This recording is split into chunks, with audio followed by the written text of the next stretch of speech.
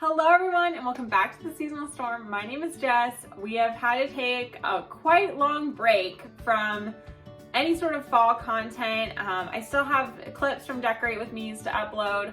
I might just do them in a big video with Halloween all together. The start of the school year, things have been crazy and we have a lot of events going on. I'm gonna bring you guys along later this week for an inside peek at our rodeo life.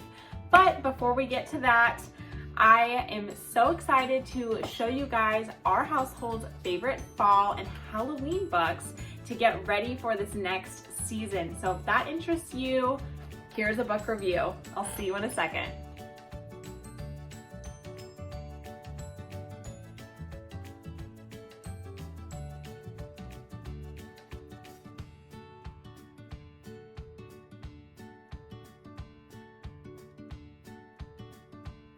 So even though it's September now, all the books I'm showing today are for October holidays, and then I'm also going to include some thoughts on books that I'm looking for to add to our collection to really broaden our horizons.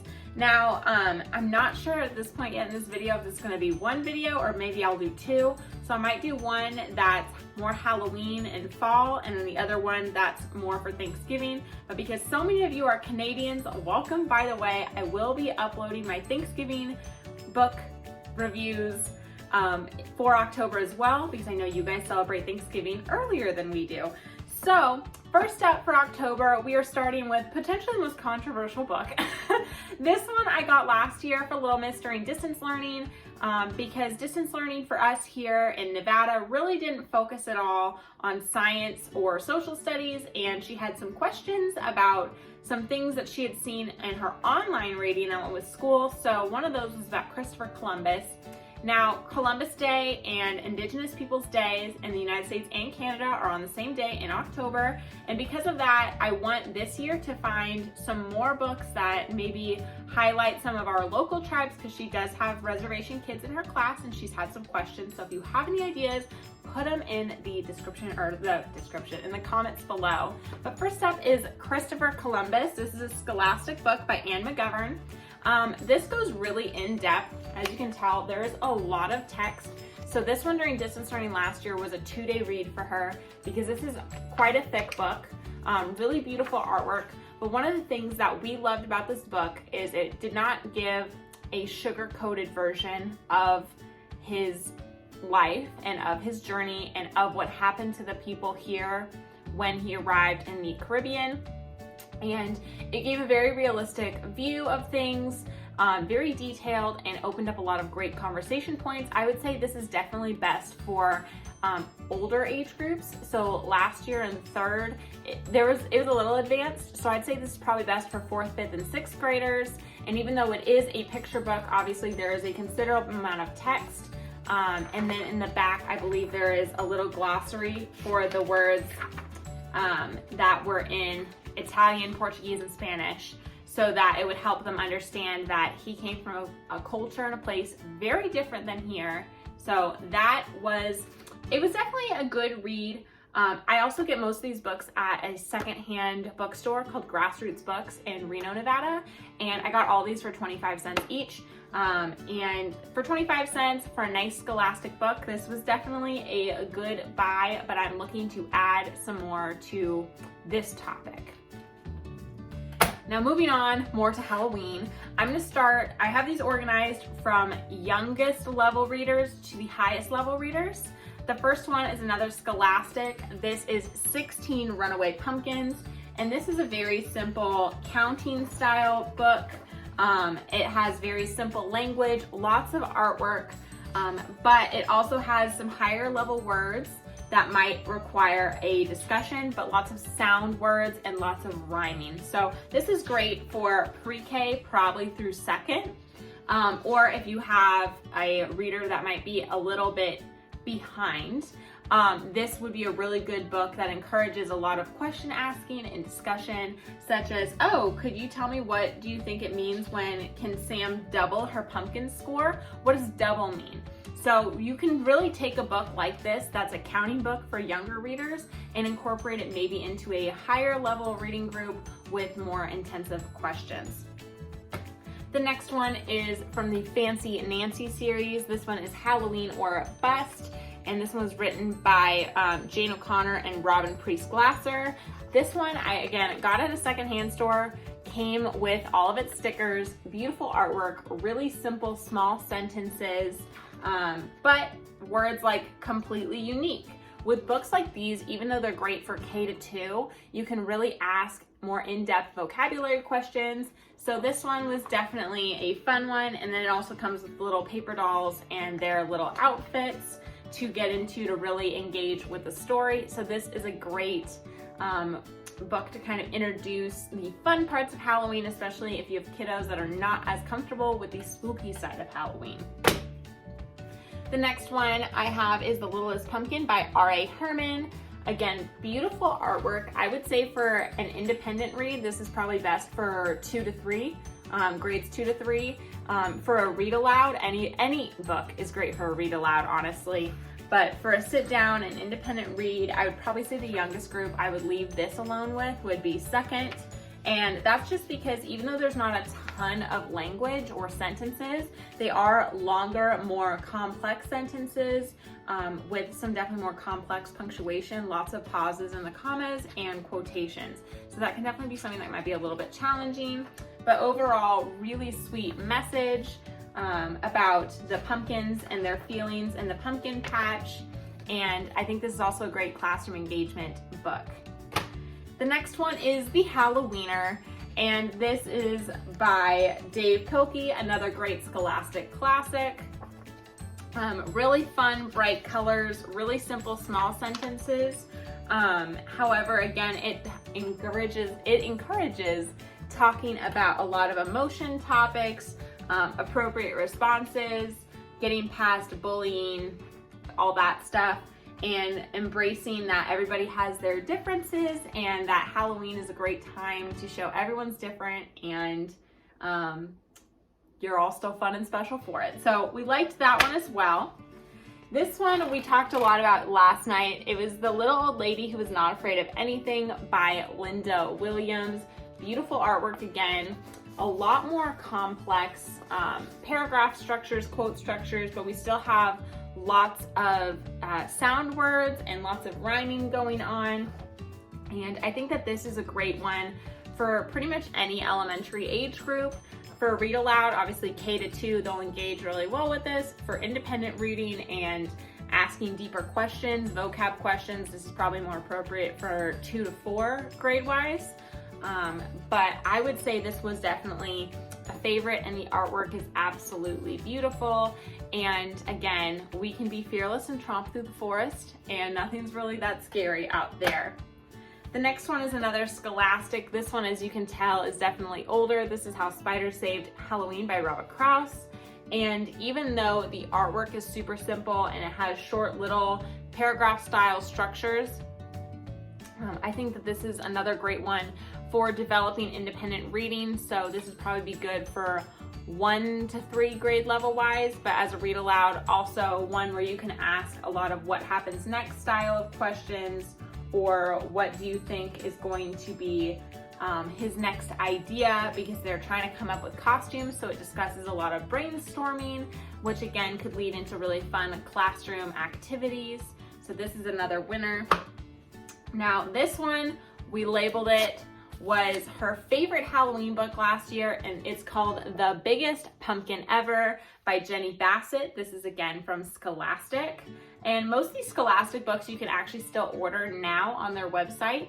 And I think for most schools you can look up a school code and they'll get the donation benefit from Scholastic if you order directly. But my personal favorite way to order books or buy books is to always seek out secondhand bookstores, just because prices are more affordable, but also, you know, good for supporting small business, good for not the economy, well, I guess that too, but good for the environment, not a ton of paper waste. You get the vibe. So this is The Biggest Pumpkin Ever by Stephen Kroll and Jenny Bassett. And obviously the paragraphs they're a good size. I'd say for independent read, this is definitely appropriate for 3rd grade up. The language in it is definitely a little bit more advanced. So, you know, we're using words like discovered instead of found. But what's interesting is it talks about obviously a little bit of garden science. It's hinting at the two mice potentially sharing a pumpkin. Her favorite part is that in this scene, they're covering the pumpkin with blankets, and in the real world in agriculture, people who grow giant pumpkins do cover their pumpkins with blankets. And she knew that, so she thought that was very funny that it was included in the book. And there's a lot of great talking points, question points, etc., but a lot of great vocab words to help expand vocabulary because there's images to go with that. So overall, this is a big favorite around here. Now the next two are both Berenstain Bears books. The first one is Trick or Treat, and the second one is Go on a Ghost Walk. The Berenstain Bears are obviously classics. These are great for read alouds, as are the rest of these. But I think for our higher level independent readers, you know, moving second grade, headed all the way up to probably fifth grade, these are great for them as a picture book with a lot more text. I feel like a lot of people who don't work with kids or aren't around kids a lot forget that the Berenstain Bears, text-wise, vocab-wise, are definitely a little bit more advanced than people might realize. But the artwork is beautiful and really clearly demonstrates what's going on with the words. So for kids who are learning to associate words with images, this is obviously a classic and great series. Now these two I did not get secondhand. However, I see Berenstain Bears books all the time secondhand. I got both of these at Walmart last year, and I'm pretty sure they were like $3.97 or $4.97 a piece. I normally do not spend that kind of money on books. However, I saw these two and we had to add them to the Berenstain Bears collection, so we picked these up. Now we also put a note on this one. This is called Monster Mama, and this one is by Lisa Rosenberg and Stephen Gamble. And this book is definitely, maybe, I wouldn't say it's scary, but some kids might struggle with it because obviously Halloween can be a little scary for some kids. She said this was her favorite funny book because the little boy in the story's mom is a monster. I don't know if she's actually a monster or if she might just be kind of a scary person sometimes. But she's really sweet to him. She's a good mom. She just apparently scares the neighborhood. So the artwork in this is really beautiful. The words and the sentence structure, while fairly simple, at the same time introduces a lot of complex emotional thought and complex situations. He gets bullied at school, and at the end of the day, he really struggles with that. And when the bullies follow him home and are rude to his mom, he comes out, or the mom comes out, and she handles the situation and protects the little boy. So obviously lots of artwork. We're dealing with some really complex issues, but the story itself is still fairly simple. So this one apparently is one of her favorites as well. Now, before we get into my newest books this year for Halloween, I would like to say I don't personally combine Halloween with Dia de los Muertos, but we do live somewhere where lots of people here speak Spanish. She has classmates who are learning English as a second language, and because of that, last year during distance learning, we thought it would be a good idea to start giving her a few little things here and there that she can maybe talk about in class, because they were on Zoom, with her Spanish-speaking classmates, or start to pick up a few words that maybe she can use with them. And so I found this super sweet book by Scholastic as well, written by Bob Barner, called Just the Day of the Dead, El Dia de los Muertos, and every page has it in English and in Spanish. And so this way too, you can kind of see the differences between the two languages and acknowledge which words look similar, or you can try to figure out what words go with what.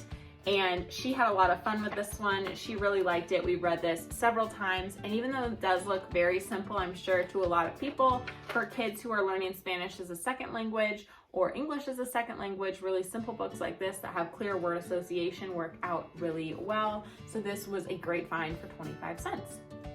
Now this year, for her new books, because every year for every holiday or season, depending on what it is, I get a few new readers just to add to the collection, toss in with our bedtime reading. And this year I found one from my favorite secondhand store, and then I actually got two from the Dollar Tree. So we're gonna do a quick review on those. So this one is In a Dark, Dark Room and Other Scary Stories by Alvin Schwartz. And this one, the art is really simple and sweet, but obviously there's a lot of pages. They don't have a ton of words each, but it's definitely a good introduction, again, to kind of practicing our chapter book reading. While she does read chapter books for her 20 minutes of evening reading or whatever for her homework, having something that's kind of fun and seasonal to read at bedtime and is kind of just easy to read, not too reinforced, is a fun choice. And I love how this book has lots of individual little stories that are simple enough, but are introducing the concept of anthology or multiple books all combined together in a reading text. So for 25 cents, you literally cannot beat that. Now for the two I got at Dollar Tree, you can find great children's books at Dollar Tree. I tell people this all the time. This year, these are both by Bendon Publishing. We have The House on Haunted Hill and Big Night in Booville. I've actually seen both of these at Walmart as well this year. And sometimes I can be a little skeptical, but as you can see, we have solid paragraphs. Yes, they are a little flimsy, but we actually have quite a lot of text. These are not for very young children. I would say the lowest age group I would put this with would be 3rd, just because we have more advanced vocabulary like clutching. But I think that this is, again, a great book where if you're doing a read aloud to your class or to your kids, you can go, what do you think that this word means? And then you can have a bigger conversation about that. So both of these books seem to be fairly simple overall, and the characters from these two flow together. Now I'm at 15 minutes, so I think I'm gonna just jump in and do my Thanksgiving books as well. So for my Canadian friends, I know Thanksgiving comes up for you guys earlier, and I know people in Canada don't celebrate Thanksgiving quite to the extent that Americans do, but we still definitely talk about how people from Europe and other settling groups got to the United States and their interactions with people, as well as traditions generally associated with that time of year. So these books are kind of a variety that go along with that. So we'll start out with the Berenstain Bears. I have 2 books from the Berenstain Bears for that. We have The Prize Pumpkin, and then we have Thanksgiving Blessings. Now the Prize Pumpkin discusses competition and jealousy and a few other more complex emotional issues. Again, we've got a lot of beautiful artwork, but really big expanses of text. So definitely one where I would say 3rd grade would probably be the youngest age group who could comfortably read this on their own. But again, for a read aloud, this is a great book to ask deeper questions about, like, hey, dude, should they really have broken into Farmer Ben's pumpkin patch to measure his competition pumpkin? I don't know. Do you think that's an okay thing to do? And if not, why? But overall, as you can see, tons of text in this one, lots of beautiful art and imagery, not really getting too deep into the concept of Thanksgiving, but definitely Thanksgiving appropriate, as at the end of the book, they eat a pie made of their pumpkin. So that one was a good one, and I got both of these at Walmart last year as well during distance learning for either $3.97 or $4.97.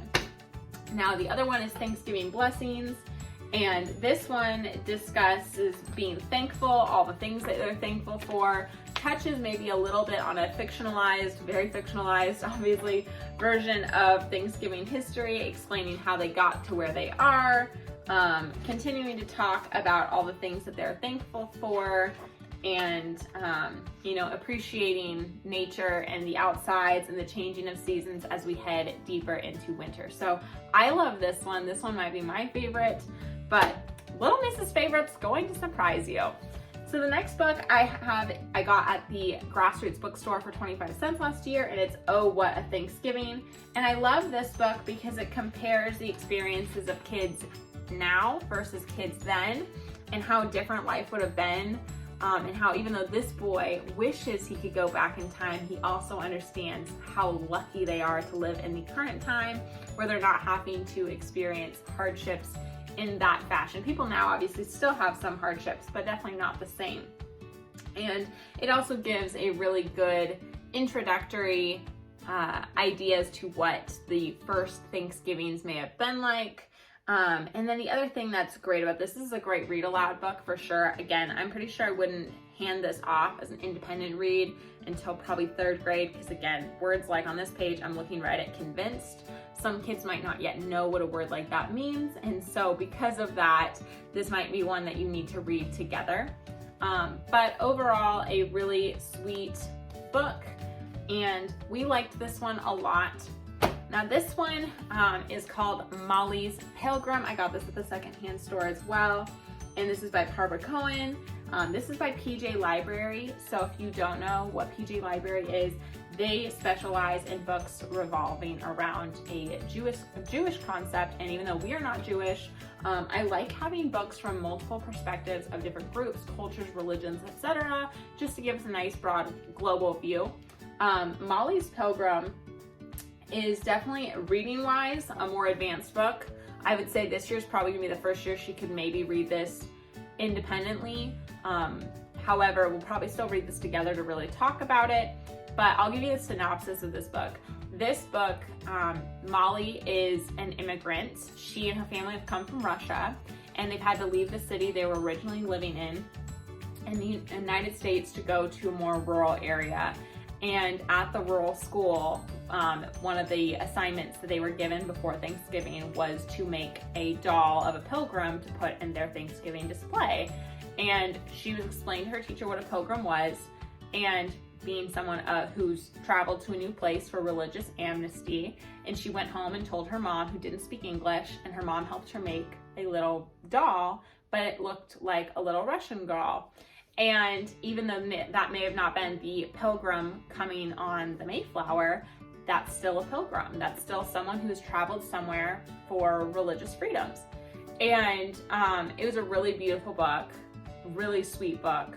And unfortunately, in the story, the girl gets made fun of by her classmates because her pilgrim doesn't look right. It doesn't look like everyone else's, and her feelings are hurt. And her teacher explains to the other students that she is technically a pilgrim, and that people are still traveling from one country to another all the time, all around the world, looking for the ability to be their unique selves and to express themselves in a way that allows them to be free. And I loved the take of this book. This was a really beautifully written book, beautifully illustrated book, and one that I will definitely keep in our collection forever. So love this book, and I love lots of things by this company, but I would love to get similar books from different perspectives. So again, if you know of other independent publishers that produce books similar to this from multiple different backgrounds, religions, cultures, etc., please let me know in the comments below. I would love to purchase and review them as well.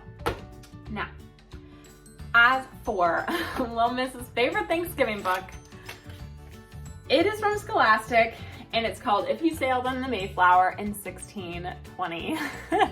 This is a very thick book. Now, it might not seem like it. This book is very thick, and each page asks a question, such as, okay, what was the first thing the pilgrims did when they got to shore? And it wrote out what was the first thing that they did when they made it here, or what would have happened in the storm when they had to move. Did they actually land on Plymouth Rock? What was Plymouth like? Who was there before them? And so it gets into all these more complex thoughts and concepts. And I thought this one was really interesting. And actually how we did this book during distance learning is we read 1 or 2 sections a day from October through November, and we took some notes. So she learned note taking using this book. So she would put like the title or the section at the top of her page and write down things she thought were important, and then wrote a little bit of a synopsis of what the answer to the question was. And it was really effective. We really enjoyed doing that. But it's a book that even in her free time, she kept returning to look at the pages and the pictures and ask more questions. And I thought that was really excellent. So again, this was a great find for 25 cents at a secondhand bookstore. So you never know what treasures you might find. Now, as for this year's newest Thanksgiving book, I'm probably going to get her a few more because I'd like to get some different perspectives. But this one, much like Molly's Pilgrim, is a story of coming to a new country, but in the spirit of Thanksgiving, discussing where those people came from and why. So this one is The Long Way to a New Land, and it tells the story of Swedish immigrants getting onto the big ship and going across the ocean to a new place and really struggling to stay together and, prioritizing family and the hope for a new safe land.